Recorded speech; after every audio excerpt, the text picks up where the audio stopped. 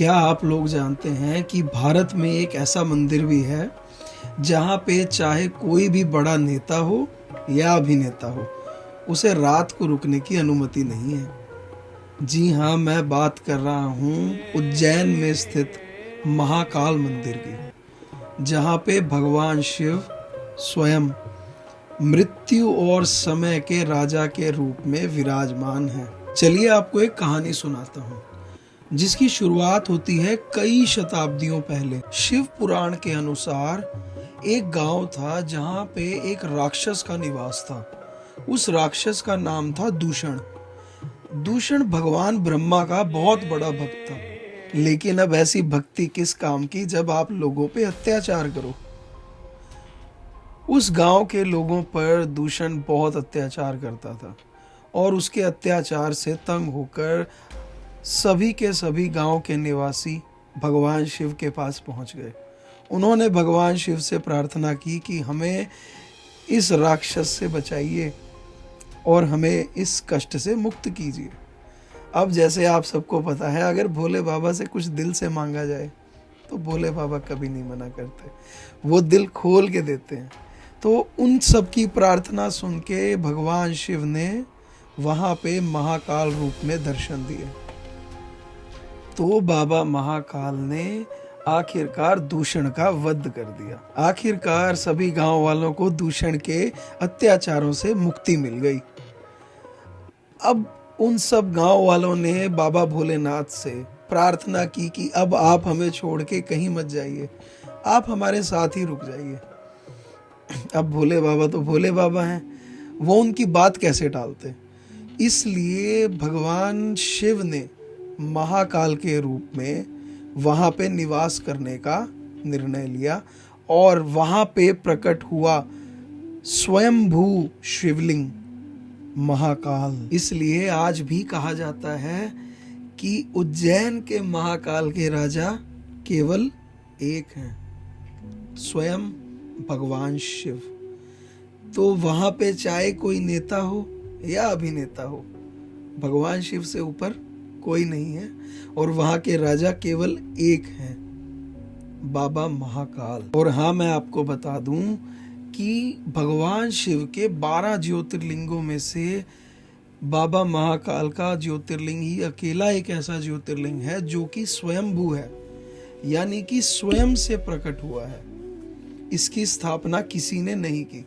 जैसा मैंने आपको अपनी पहली वीडियोस में बताया कि सोमनाथ मंदिर में सोमनाथ की स्थापना चंद्रदेव ने सतयुग में की थी और द्वापर युग में जिस तरह से पांडवों ने केदारनाथ की स्थापना की थी, लेकिन महाकाल मंदिर यानी कि महाकाल का ज्योतिर्लिंग ही एक ऐसा ज्योतिर्लिंग है जो कि धरती से प्रकट हुआ है। इसकी स्थापना किसी ने नहीं की।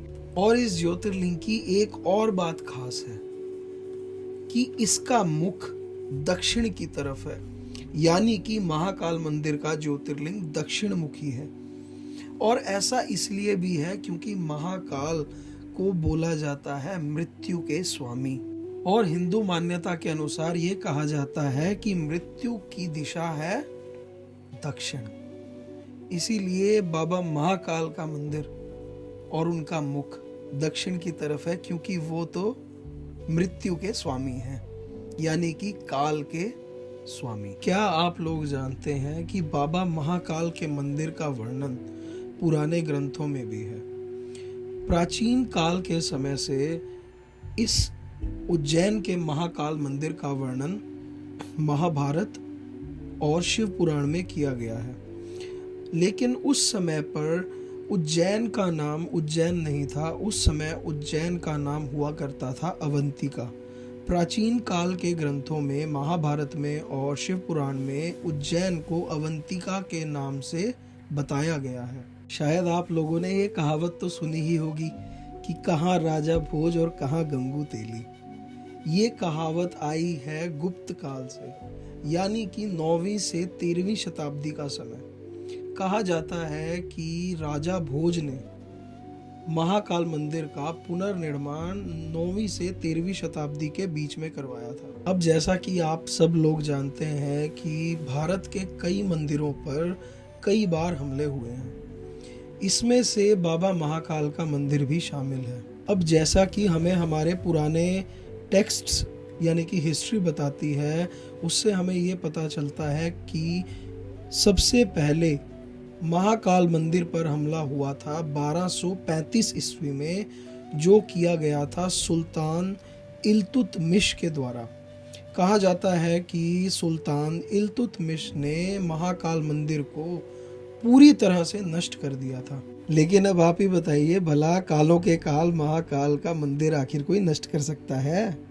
अरे नहीं, भक्तों की श्रद्धा से ये मंदिर फिर खड़ा हुआ और फिर 18वीं शताब्दी में इस मंदिर का पुनर्निर्माण करवाया गया मराठा के योद्धा राणोजी शिंदे ने। आज के इस उज्जैन के मंदिर का पुनर्निर्माण यानी कि ये भव्य स्वरूप जो हम देखते हैं, उसमें हम ये कह सकते हैं कि शिंदे परिवार का बहुत बड़ा योगदान है। महाकाल का ये मंदिर सच में भव्य है और यहाँ की भस्म आरती के तो क्या कहूँ, जिस आरती में बाबा भोलेनाथ को चिता की भस्म से अभिषेक किया जाता है। सच में इस मंदिर में जाकर ऐसी अनुभूति होती है जैसे यहाँ बाबा भोलेनाथ स्वयं मृत्यु और समय के राजा के रूप में विराजमान हैं।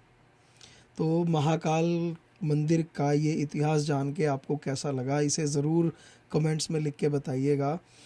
और अगर आपने मेरे चैनल को सब्सक्राइब नहीं किया है तो प्लीज़ अभी से सब्सक्राइब कर लें, क्योंकि हम 12 ज्योतिर्लिंगों की सीरीज़ कंप्लीट कर रहे हैं। और इसी तरह मंदिरों की कहानियाँ जानने के लिए बने रहें मेरे साथ। जय भोलेनाथ।